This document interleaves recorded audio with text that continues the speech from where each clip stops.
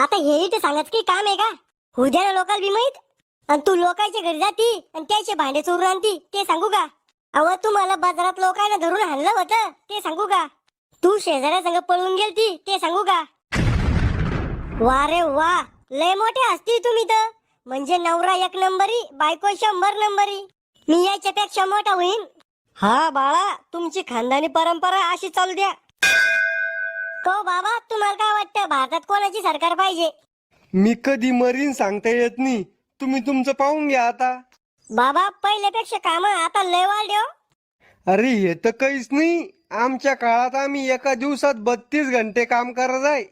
को बाबा, तुमच्या काळात इतके काम होते तरी बी लोकांना 10-15 पोरं कस काय वाजाय? को मावसा, मग घरी कधी जाता? तुम्ही कटाळूस तर काही जात नाही आम्ही. म्हणजे 12 महिन्यातले 6 महिने पाहुण्याच्या घरीच करता वाटतं तुम्ही. अरे आमचा पाहुणपणा आहे त्यो. पाहुणपणा नाही, बिनलाजेपणा आहे त्यो तुमचा. तो असं शिल्लक बोलतो ना मला, म्हणून सगळ्या पाहुण्या रावळी तो नाव बदनाम करेल म्या.